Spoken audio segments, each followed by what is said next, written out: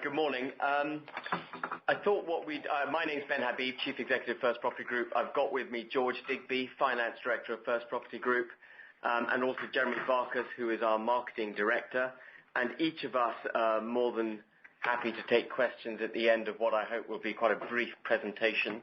And without any further ado, I would like to hand over to George to take us through the first half figures, after which I will then give you a bit of an overview as to where we are as a group and where we're going. But George, if you'd like to start at page 4 and just take us through the numbers, please. Right, yes, good morning everyone. The headline figure is the profit before tax, which is down 15% on the comparative figure of 1.56 million last year. There are two main reasons for this. The first reason is a poor performance in our First Property Services company, which turned in a loss of 93,000 for the first 6 months against 100,000 profit last year. That's the main reason. The other reason is as you know, a lot of our business is determined in the Euro land, and the average FX rate has been adverse, unfavourable compared to the period last year. It's about 4% lower against, we averaged, during the 6 months, the average rate was 1.19 euros to the pound against 1.39 last year. And that has been a headwind. It's not, I'd say it's clip profits. It's had an effect of about 85,000 on the bottom line. So those are the two main reasons for the slip in profits before tax. The next thing I'd like to draw your attention to is the assets under management, which actually have gone up despite this euro effect. They've gone up 6%, just over 315 million against 296 last year.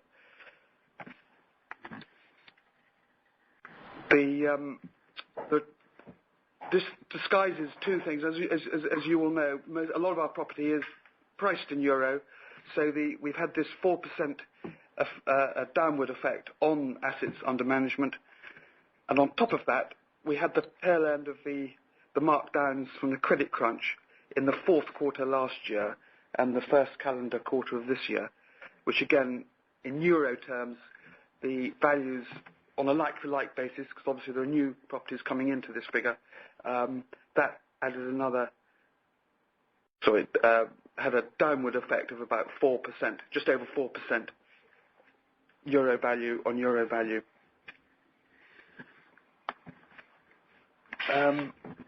The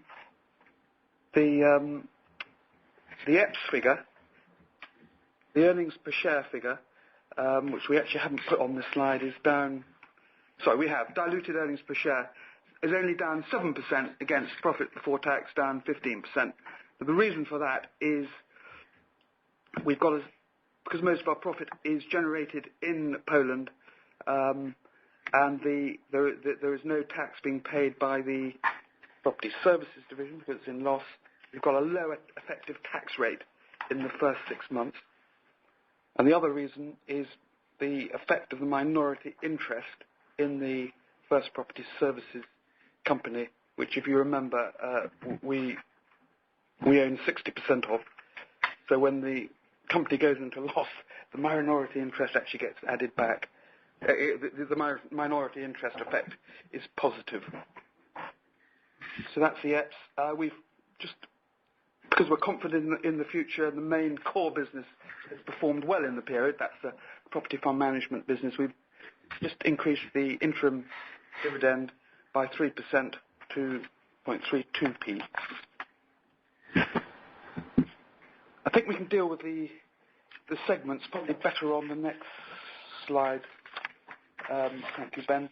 The first pair of columns is the property fund management segment, and that has turned in an operating profit of 1.47 million against 1.56 million it's very robust, and you can see it actually represents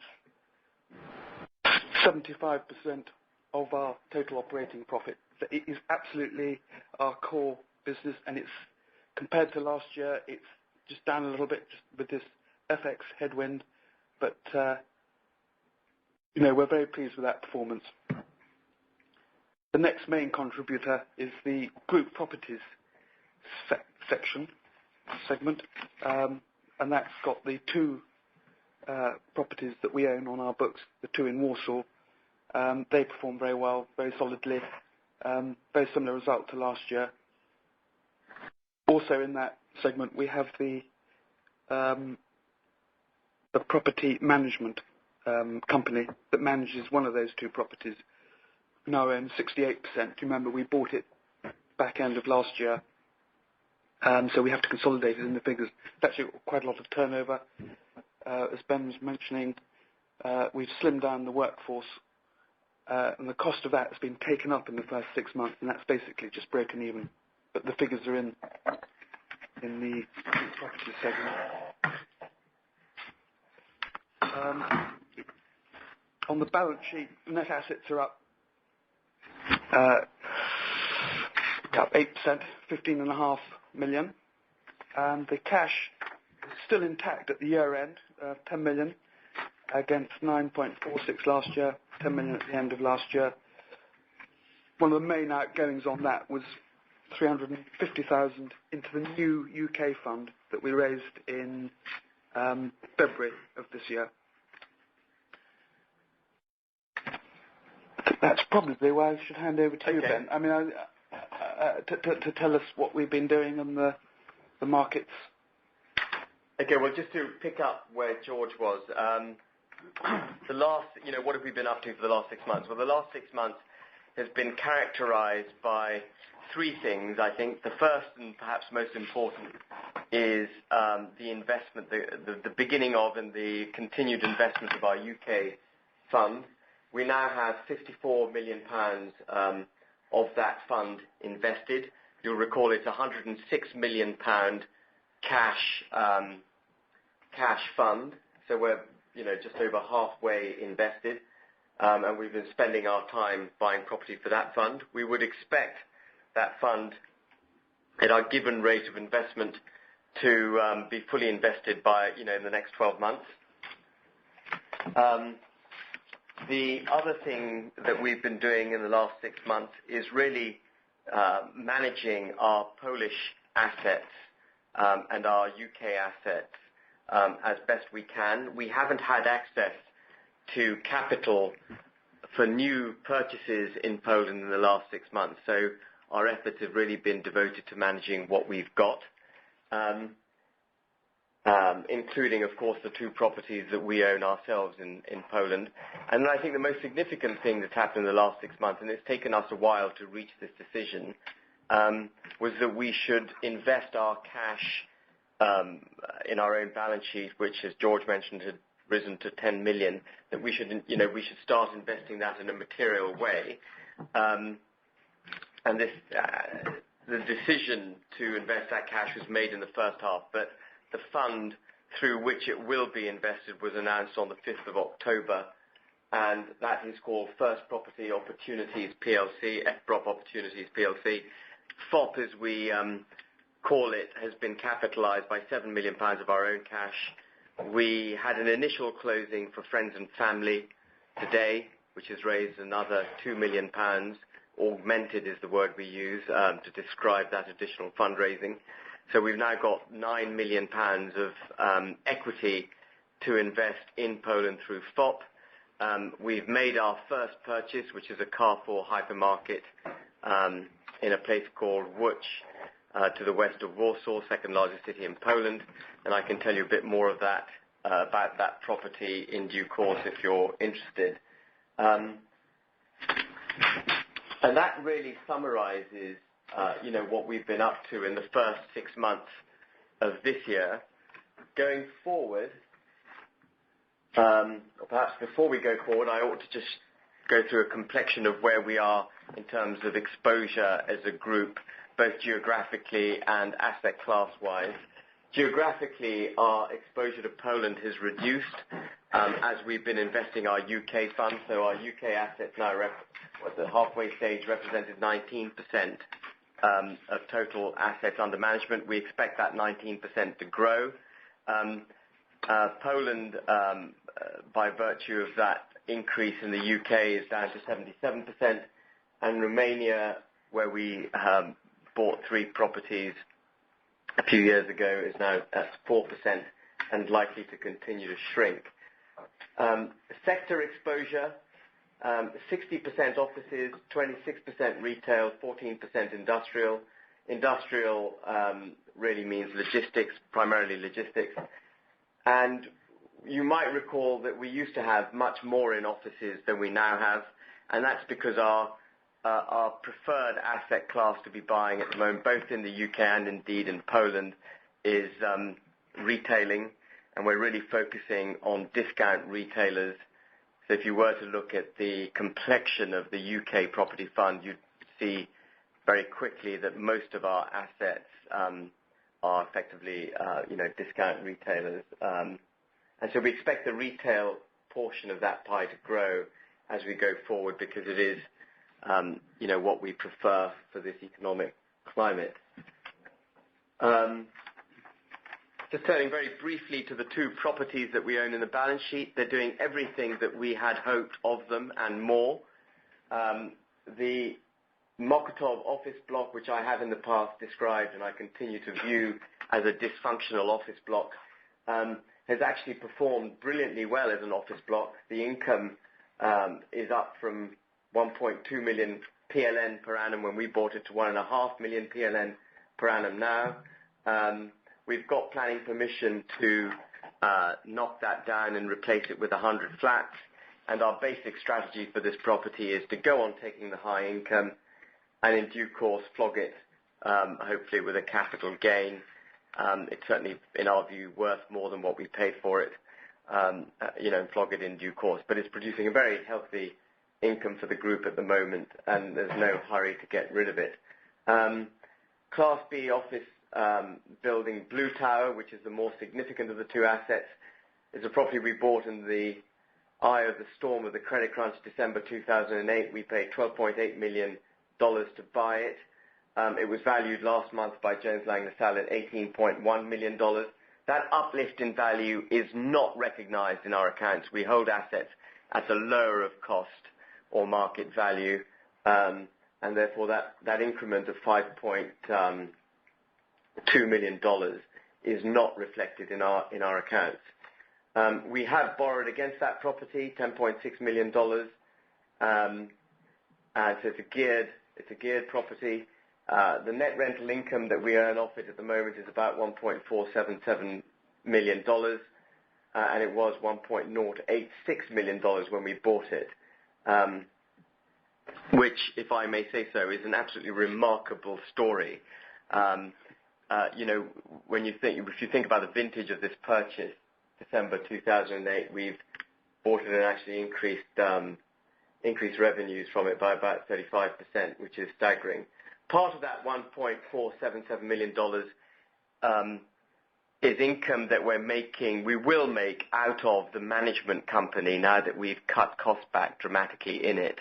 About $224,000 of that $1.477 million hasn't actually come through in the first half, but will start showing itself in the second half and in subsequent years. So the rate of return on equity that we're earning off that property is massive. It's 48%. And our aims for the property are to go on growing income where we can, and ideally buying more of the building. We only own 28% of Blue Tower, and we ideally would like to buy more of it. If we do buy more of it, we will do it in joint venture with a third party. We are talking to but before approaching third parties, we are talking to other owners in the building just to establish the likelihood of their being prepared to sell. And early indications are that we should be able to pick up another 10 to 20% of the building. And, once we get that under offer, we'll then start raising money for that purchase in earnest. So overall, the net book cost of these properties in our balance sheet is £3.9 million, whereas their value, the net asset value that's held in them, is more like £7.8 million. So if you like, we've got a hidden reserve in our balance sheet of the difference between those two figures, which is about £3.99 million hidden reserve in First Property Group's balance sheet. I've got nothing else to say on that, but again, happy to take questions on those two assets at the end of the presentation. We also own shares, just turning to page 9 of the presentation, we own shares in 3 of the funds that we manage: Regional Property Trading, Fifth Property Trading, and UK Pensions Property Portfolio. If I take the last first, we undertook when we raised the UK fund that we would invest £1 million, a million part of 106 million, which is the total size of the fund.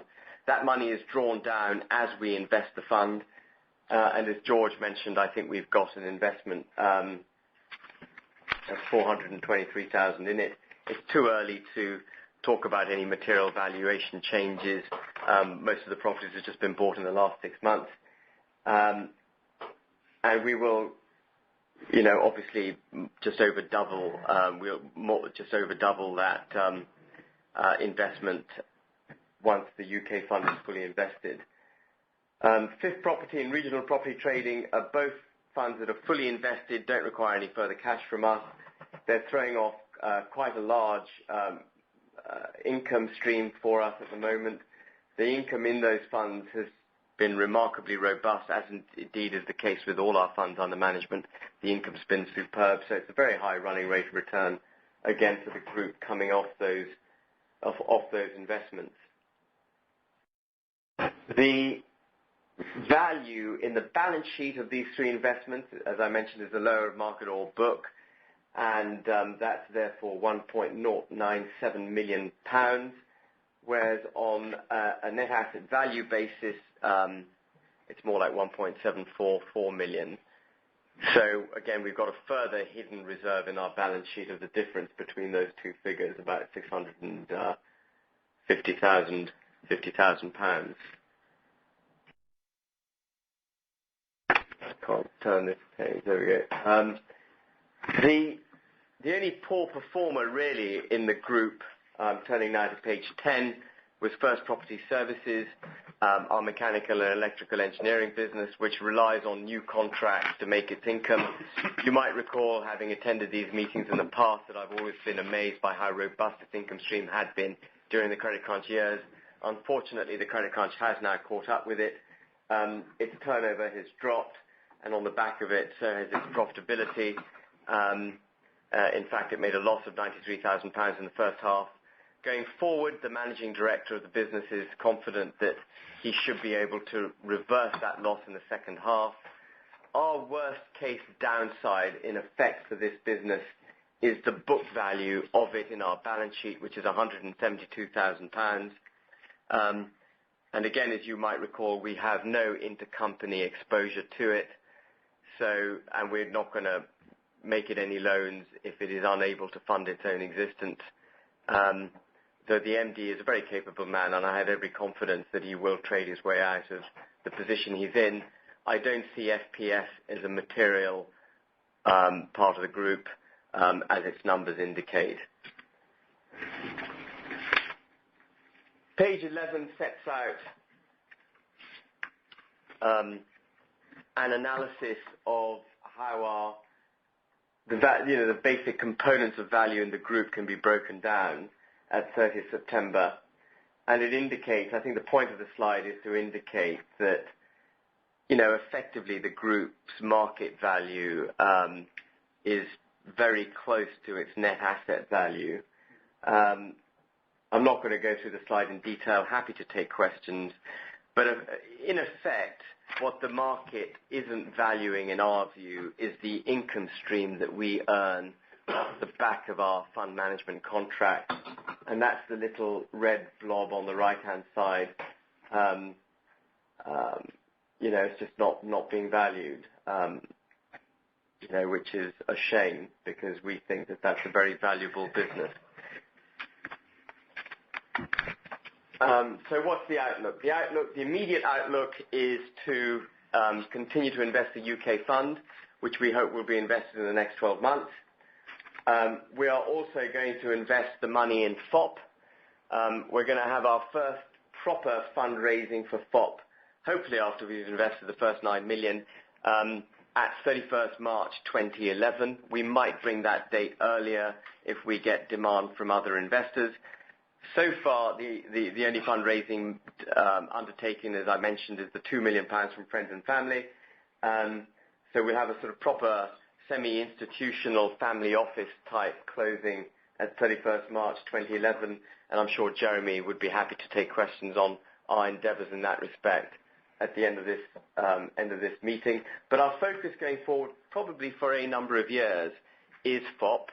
We've structured FOP in a way that allows us to really scale it up as much as we want through raising more money into FOP, as well as with FOP joint venturing its purchases with third parties. So if FOP were to do everything that we expect of it or hope for it, it's not inconceivable that the £7 million that we've invested in it would give rise to assets under management in the order of £1 billion or two, if we really scale it up in the way that it's able to be scaled up given its structure. But the worst case scenario for us with FOP is that we invest the 9 million, which we intend to do judiciously and extremely well. That's our intention. So the worst case scenario for FOP is that we generate another very high income stream for the group. And that's no bad thing in our view for this juncture of the economic cycle in Poland. We also do hope, if our view of Poland is right, we do hope that values in due course will rise. We had expected values to rise earlier. In fact, there has been some increases in value in the Polish property market, but there's been quite a drag on the speed of the investment market recovery in Poland as a result of Greece first kicking off and now Ireland kicking off, and there's a lot of uncertainty. In our view, for reasons I'm prepared to articulate in greater detail if you're interested, in our view, all those concerns are overblown. But I can articulate that at the end of the presentation if you like. And of course, we continue to own our 2 properties, which I've already discussed in some detail, and they'll go on throwing off quite a lot of income for us going forward. So that's really how we see the future. Just turning briefly to economic outlook, dealing with the UK first.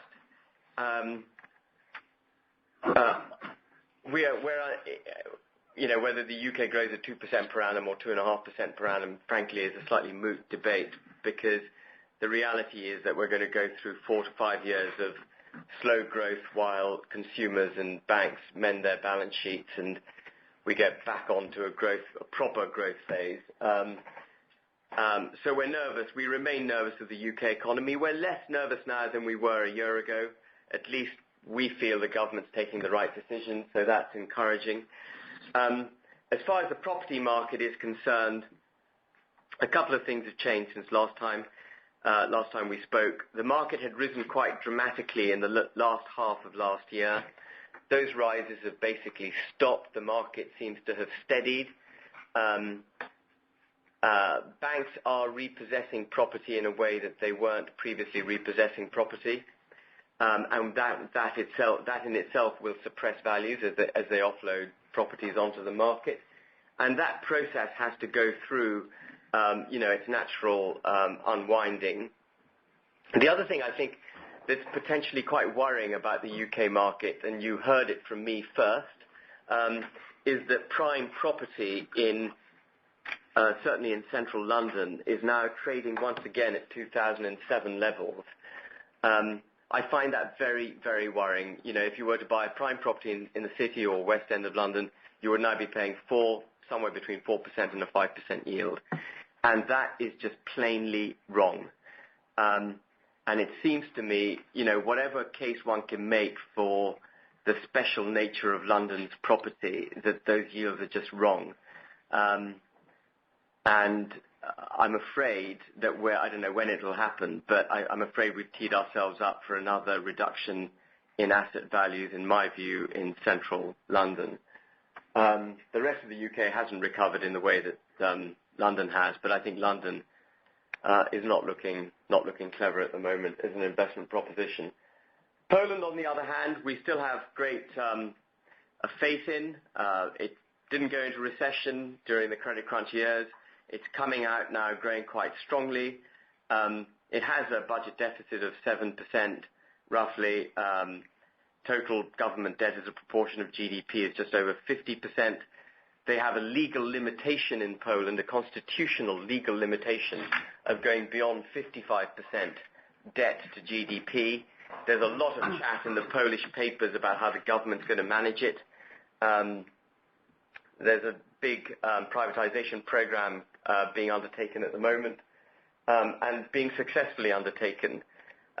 Frankly, I think too much, because of the legal constitutional limit, there's a lot of debate about it in the press in Poland, but in my view it's overdone, that debate, because even if they do breach it, it may be a constitutional breach, but in all practical senses, Poland is still, from a debt perspective, in a very good place. On the back of their good growth rate, unemployment is dropping, demand for space is rising. We, as you would have seen with our Blue Tower property and our property in Mokotów, and indeed as is the case in all the other properties we manage, we're experiencing good occupier demand at a retail level and in offices. We saw some investor demand pick up in commercial property in the first quarter of this year.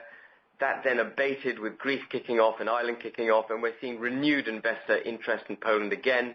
Yields are beginning to drop, certainly prime property in Poland yields are beginning to drop, and we would expect that to filter out into the market. But in any event, yields are so high by comparison to the UK that Poland remains a compelling property market investment proposition.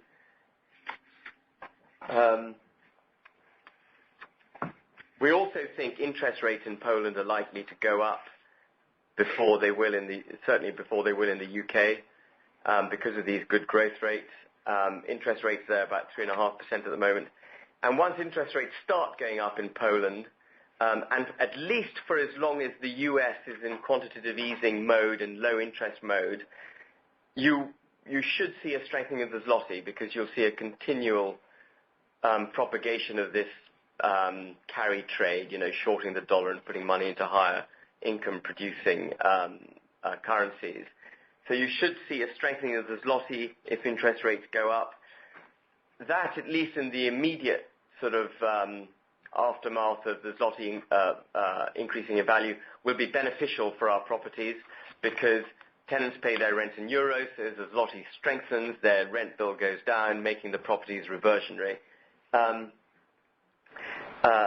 I'm not so sure if a strengthening of the zloty is a good thing for Poland in the medium term, because it will obviously dampen their ability to export products and so on. But the immediate effect on the property market would be a positive one.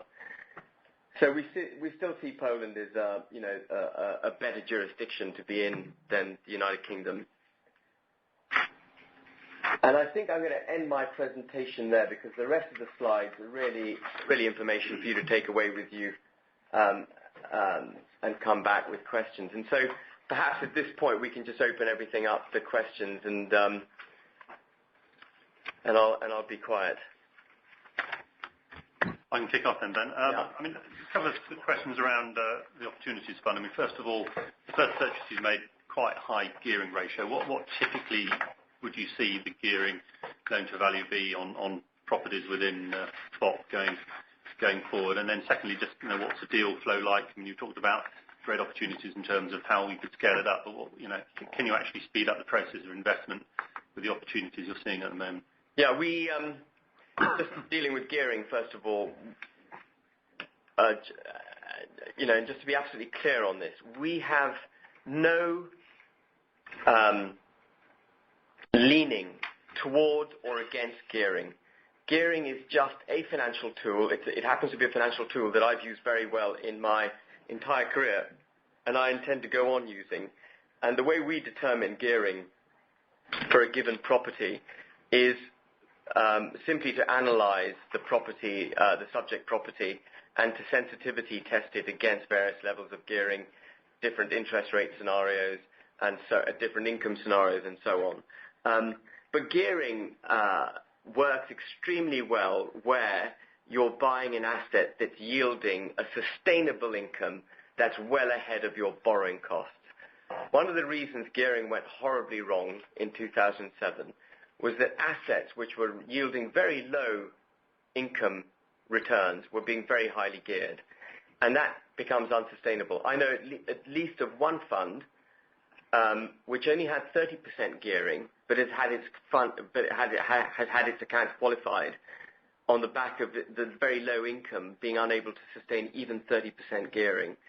So it's not really a function of LTVs. For me, it's much more a function of cash flows. The LTV is important, but only insofar as there is an LTV covenant in your financing documents, and therefore creates a potential tripwire for a borrower to fall over. As it happens, the Carrefour property, which is 90% geared, is a 7-year term, no LTV covenant. And the reason we're very comfortable with that level of gearing is one, there's no LTV covenant, but we bought the property on an 8% yield. Interest rates are well down. We've fixed our interest rate anyway for the first 3 years. So as long as Carrefour SA, which is the second largest retailer in the world, doesn't go bankrupt, our income will easily match our outgoings on the debt. And we've bought caps for the remaining 4 years of the debt facility. So we've got a situation where we can't breach our debt service cover ratios. There's no LTV covenant. We're completely comfortable with that structure and that amount of gearing on that asset. Going forward, we're likely to see gearing at around the 65% through to 70% mark, which is more dictated by the market norm than by any particular desires of our own. The typical sort of commodity loan now for a property is a 65% LTV sort of level. Okay, thank you.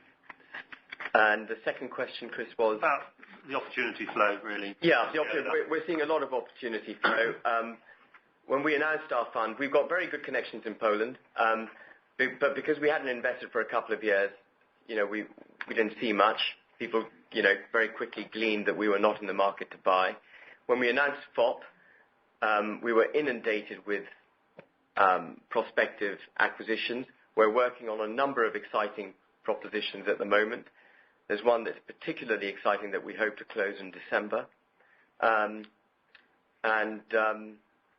So we don't see the lack of flow of property as a problem.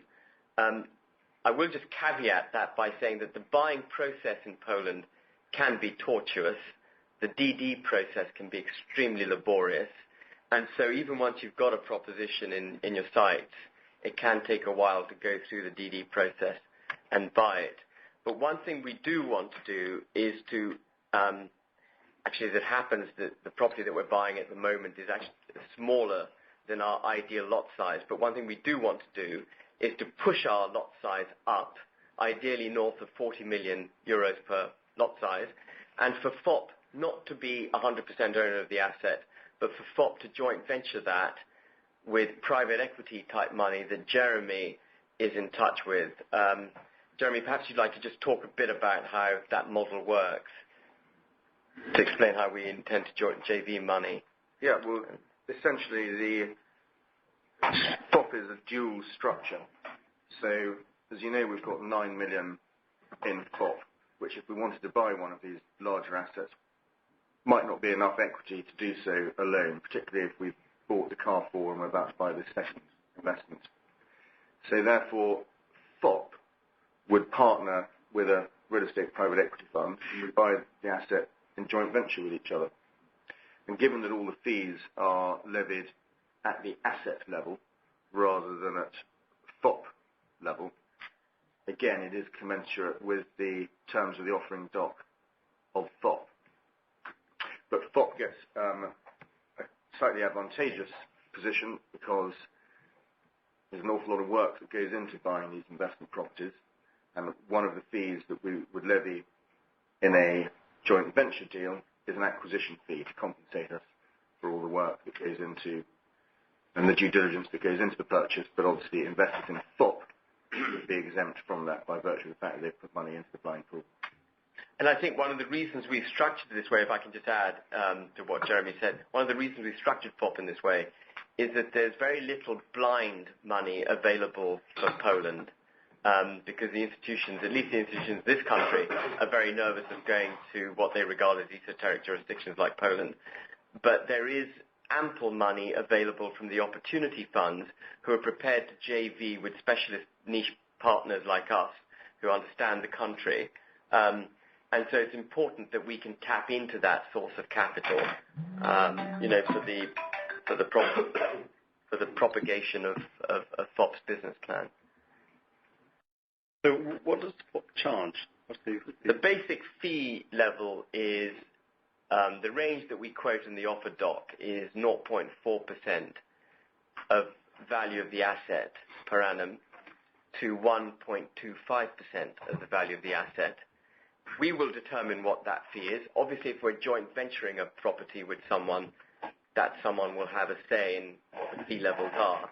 But the basic principle is that if a property is large and very simple to manage, like the Carrefour, which is just a rent collection exercise, we will be at the 0.4% end of the fee structure. If a property is smaller and complex, or large and very complex, similar to the Blue Tower property that we own ourselves, we would be up at close to 1.25% per annum to reflect that extra work that goes in managing such a property. So each property will be ascribed its own particular fee level. There'll also be a performance fee payable at the sale of the property, which would be 20% of the excess above a minimum annual IRR of 15%. So how would that work if, for example, you put 10 million in and somebody put 40 in? So buy a block or a kind of a portfolio. We'd get the fees. So you would get fees on 50? We'd get the fees. Well, if we put 10 in, someone puts 50 in, that's 60. We gear that up so that's 200, say. Right. Because you gear that up, and we get fees on the 200.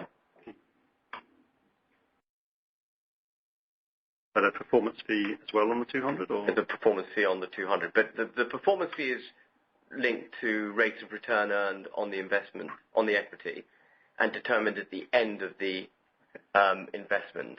So that's essentially your joint venture partner is investing into FOP? No, the joint venture partner is investing into the asset.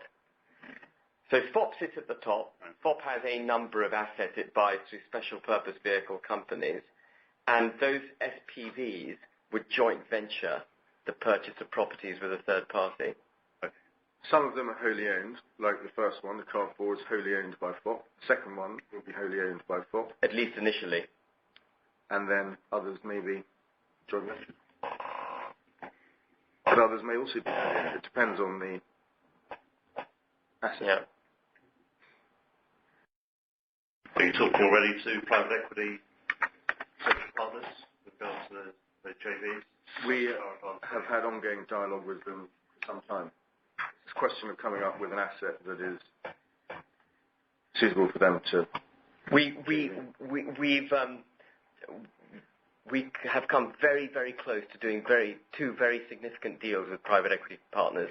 One of them was a sale and leaseback of €100 million Tesco warehouse, where there are 3 warehouses, one in Slovakia, one in Czech Republic, one in Poland. All the terms were agreed with Tesco. This was in March 2009. All the terms were agreed with Tesco, 25-year lease, PLC guarantee, FRI, CPI indexation on the rent every year. And we had teamed up with one of the best known private equity firms in the world to do that deal. And it fell apart because we couldn't get 75% LTV. The bank had promised the debt. It had gone through their local approvals in Poland. and their head office turned the debt down because they had too much exposure to Tesco. March 2009 was probably as bad a time in the credit crunch as any, and even Tesco's creditworthiness was coming under scrutiny. Then the other deal that we had, which we came very close to doing, was with a Belgian private equity firm, and we were close to doing a sale and lease back, this time with Castorama, who, as you might know, are a wholly owned subsidiary of Kingfisher. And that was a 56 million euro deal, and that was all lined up, and then Castorama pulled out of the deal. And that was towards the tail end of 2009 when the markets were beginning to improve. And I think one of the reasons Castorama pulled out was because Kingfisher could clearly see the markets were improving. And Kingfisher did a lot to repair its own balance sheet. Yep. And so the need for a sale and lease back evaporated. But the reason I'm telling you all of this is to try and instill some confidence in our belief that we have these potential sources of capital if the right deal comes up. But fishing for deals like this, of this size, I mean, I'm looking at one at the moment, which is a 300 million euro deal. It happens to be in Romania, but it's extremely well let, very good German covenants and so on. Fishing for deals like that is, it's massively transformational for First Property Group if it happens. But the statistical likelihood of success is low because, you're hunting elephants. And but we keep hunting, and one day I think we'll succeed. Can you just come back to your blue tower? Yeah. This is more kind of, it's probably not a pivotal, but what is behind the increase in valuation in that period listed from 12.9 to 18.1? I mean, is it counterproductive? You're trying to, presumably when you're trying to buy in shares, the others are also benefiting from the enhanced value. I mean, Well, we own 100% of Blue Tower. Blue Tower? Blue Tower.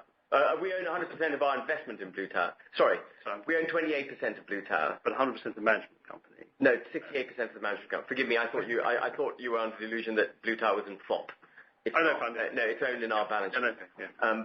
We own 28% of the building, 68% of the management company. And why is it detrimental to us? No. I'm just trying to think in terms of, you've seen an increase from 12.9 to 18.1. That was achieved. What's behind that? Well, when we bought it, all the leases were expiring at 31st December 2010. So we had to renegotiate all those leases. We have now done that. And you're doing that as a result of your 68% ownership of the management company? No. There's two things going on here. We own 28% of the building, which is a defined number of floors in the building, and we have had to re-let those floors and extend leases, which we've now done, and we've done it and pushed up rents at the same time. And alongside that, we've bought 68% of the management company that manages the entire building, and we've cut costs there and boosted our return from that investment. I mean, that ownership of individual floors is quite unusual over here, but not Far East and so on. It's not. I mean, it's not ideal, but it's not wholly unusual. You do have it in Scotland too, flying freeholds. That sort of concept does exist. It's a condominium kind of structure, Yeah, you also bought it cheaply. Yeah, we bought it cheaply. The original price we'd agreed to buy it at in June 2008 was $19 million. And as the credit crunch kicked off, we were able to renegotiate. As the credit crunch deepened, we were able to negotiate a lower purchase price. So we ended up buying it for $12.5 million plus cost. Two costs, yeah. 12.9. Yeah. The market obviously sees you as primarily an earnings by P and dividend yield stock, so that hidden reserve of 3.9 million which you alluded to, how do you propose to try and capture that in the stock price? Well, we had initially thought that we would transfer it to FOP, transfer the property to FOP, and that would gel it in due course. At the moment, we own more than 50% of FOP, so we consolidate FOP. So moving Blue Tower to FOP in itself wouldn't have achieved anything because it's left hand and then right hand. But as we dilute ourselves down in FOP, it would have effectively achieved that aim. But then on reflection and having spoken to a number of prospective investors, the idea of left hand selling to right hand wasn't received particularly well. even though we would have been incredibly fair about it.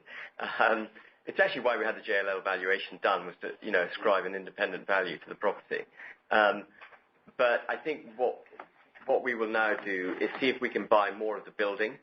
On the back of buying more of the building, we'll JV the ownership of that property, and we will try and dilute our interest down in that property as a result of that joint venture process.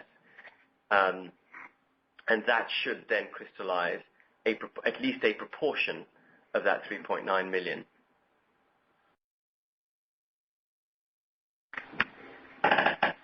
What's the tax on liability?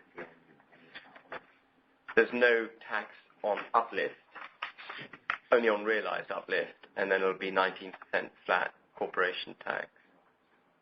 Flat rate in Poland, yeah. And I think you said it, but I didn't write down. How much are you still ideally looking to raise for profit at the end of March? You had a certain end of March. Well, we've got no figures in mind. Again, fundraising is like hunting elephants as well. There's just absolutely no way of knowing what you're raising until you've raised it. And frankly, whilst I'd be obviously disappointed if we raise nothing, even if we do raise nothing, I'm delighted that we're doing Fprop, because we've got 9 million now which we're investing, and we need to get that cash invested, and we need to get a proper rate of return off it. And but Jeremy, what do you reckon? What do you reckon we're likely to be able to raise by 31st March? Well, as you say, I would hope that we would get 2 or 3 institutional investors to come in at the end of March. That's my hope. And I would hope that they will do in the quantum of 5 or 10 or 20, pushing it probably, each. But, there is just no way of forecasting it. We've already had indications from a couple of funds that they want to wait until the second close, which would be September 2011, in order to see how the first close went. One of the difficulties if you're going to fund of funds is that they require no more than 20% shareholding, which is a bit of is difficult to do unless you get everyone to come in at the same time. Are we more likely to, what you're saying, we're probably more likely to see decent slugs of inward investment at the property level rather than at the Fprop level, are we? Would that be fair? Or again, you don't? I think it's too difficult to forecast. Yeah. And at the property level, it is dependent upon deal flow. If we come across a very attractive deal that we want to do, I'm sure we'll get it funded, but I don't know when we will come across an attractive deal. There's one that Ben's talking about, this large one in Romania. There's all sorts of execution risks that may mean it never happens. Yeah. But if the deal is attractive enough, we should get it funded. I mean, if it's small property, smallish, it'll go straight into Fprop and you could fund it yourselves. But if it's a larger one, it's going to have to go through that JV process most likely. Yeah. Unless we are fortunate to do a big first closing in March, which we're unable to predict. Yeah. But I think the chances are that we'll be joint venturing. Will you always have a share in any properties you buy, or will there be things that you just buy on behalf of the partner and manage for them and take your fee? It's more like a conventional. Or a segregated sort of fund. I suppose it almost, it turns an individual property, doesn't it? An individual property fund, I guess, doesn't it, at that point? I mean, at the moment, I think our efforts are on Fprop, and clearly we want to avoid conflicts of interest. So we don't want to be... So things would go into Fprop, but you'd always have a shareholding and things would go into Fprop. Yeah. Yeah. In fact, in the Fprop charter, we've undertaken that Fprop will be not less than 10% of any investment that we make. Yeah. Yeah. Questions on the portfolio analysis. How much of the 26% retail is currently value retailing? And secondly, what constitutes value retailing? What's the new look, Primark, Wilkinson's, or is the product on the market? Exactly. I mean, you've got the retailers. TK Maxx, Peacock, Pounds. It could be shopping centres to shopping places. Just haven't had one. Yeah, it's unlikely to be shopping centres. We're still quite nervous of shopping centres. Most of our stuff is retail warehousing. I'm talking about the UK fund now. Yeah. Most of our stuff is retail warehousing. So we've got Matalan, B&M, the range, Pound Stretcher, Farm Foods. We've also got some big box where we haven't got value retailing. I mean, for example, B&Q, we've got a very good covenant on a long lease, and in fact, most of our leases, very, very nearly all of them, are long leases, even though they may be discount retailers. And I can't give you the exact proportion of what I would in the 26%. I can't, I'm afraid, tell you offhand what is value retailing as a proportion of that 26%, but it's a significant slug. I can get back to you with that figure. Obviously, longevity of income is quite important. It's important, yeah. Is it pretty long across that? I can't immediately tell you what the weighted average unexpired lease term is, but, everything we've bought is in the range of 10 through to 15-year lease expiry. Would you like those two figures? I can easily get back to you. With the readily available? Yeah. That'd be good. Yeah, I'll do that. Come back to understanding Roger's question about performance fees. Is it all judged on that 15%? That's the hurdle, yeah. Right across the piece? For FOP. So other funds, are different. So the USS fund, which is our largest fund, for example, is a minimum hurdle of 10%. And our UK fund, which is ungeared and was always marketed as a very cautious fund, and therefore not trying to shoot the lights out or anything, has a hurdle of 7%. Okay.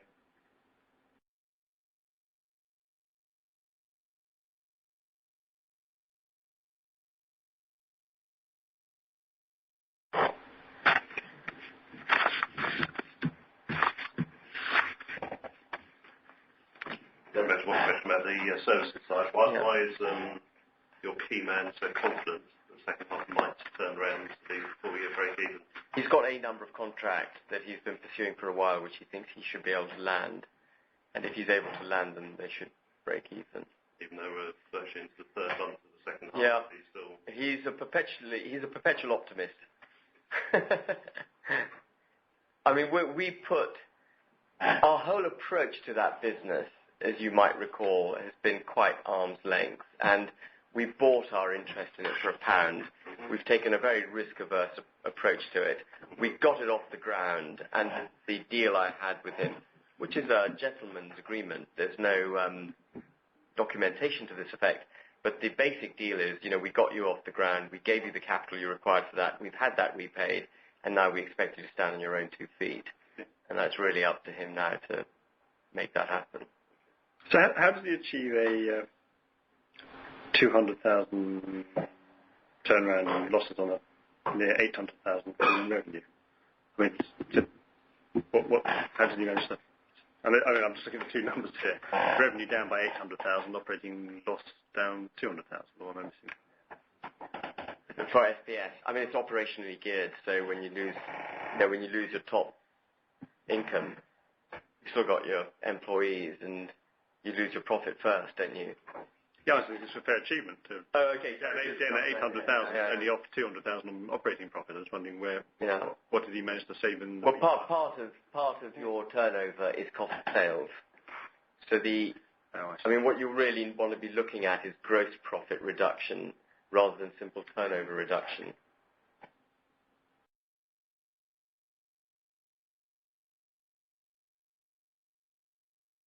He's also got maintenance incoming with it. Yeah, which is steady. He's got $500,000 of steady income from maintenance, but that is not big enough to save the day. No. How many other investors in Blue Tower are there? There are 4 other owners of the property, and we are talking to 2 of them at the moment. We hedge by up to 20% from 2 of them. From one, or maybe more than that if we get both of them landed, but it depends on which one we get. That's based on September's valuation or new valuation? Based on whatever we negotiate. We haven't even entered negotiations yet. We're just testing the principle. Just come back to the 35% increase in income, which you talked about. What drove that? Obviously, Roger's question focused on value. What drove the income? Was it just letting of voids? No, it was You talk about the cost-based reduction. Yeah, no, it was fully let. Rather than thus far. Yeah, it was fully let when we bought it, but rents were about 25% below market. And we went on a program of approaching tenants immediately after buying it to extend leases and renegotiate terms. Clearly, when you approach a tenant to extend their lease, you are in a negotiating, you're in a weak negotiating position because you made the call. It's not the tenant calling you. But we were nevertheless able to push income up by about 10% as a result of that. And then the rest of the savings came out of cost savings. The cost savings in context, the second half, given that 200,000. Should start, that's per annum, that figure. And it's dollars. But if you halve it, it'll come through in the next. Okay. It'll start coming through. There's a couple of other random questions. Tax rate, 16%. The half one, I think, when I last mentioned. Guiding 19. 1 or 2 points or 3 points higher. Yeah, I think... For the full year on. I think it should be. I think you should think of 19% as the tax rate. Yeah, it shouldn't be more than 19%. Yeah, it's slightly lower than that because FPS made a loss. So there's obviously no tax on. Yeah. Whereas that's right. Because that was the only bit of UK tax we paid last year. Yeah. And the dividend cover is still 2.5 times target. Is our target? Yeah. Long-term target. Current year target. It's about twice covered at the moment, isn't it? Yeah. We'd like to stretch that a bit. Yeah, we would like to stretch that. But our attitude to the dividend is, we've got a very robust balance sheet. Even after our investment in Fprop, we've still got good cash in the group. And so our attitude to the dividend is, all things being equal, we're going tickling it up. And I call what we've just done a little tickle. Okay, fair enough. And the target of 400 million assets under management over the next year or so, that's absolutely realistic, very confident achieving that. It is. It is. And, if the FX hadn't gone against us, we would have been well on our way to it now. Assets under management now would be another 4% higher. But obviously that has impacted us. The euro has been as strong as 1.15 in the last couple of months. Today it's 1.19, I think. So, that has an impact. Certainly I would expect to invest, assuming the euro stays the same at its current level, I would expect to invest the next 50 million of the UK fund in the next 12 months. So that's another 50 on 315, so that's 365. And then whatever we do with FOP. We've already done 20 in FOP. Just not in those numbers. We've already done 20 in FOP, which is not these numbers. It's a very good point. Yeah. So in your open piece on finance, and the euro moved from 139 to 119. 1.139. 1.139. George did say 139, but he meant 1.139. Don't recall 139. Yeah. No, I'm sorry about that. 1.139. Yeah, thank you for correcting me. I nearly corrected George. You should have done. I had it here. Yeah, 1.139. Yeah, 1.139 to 1.187.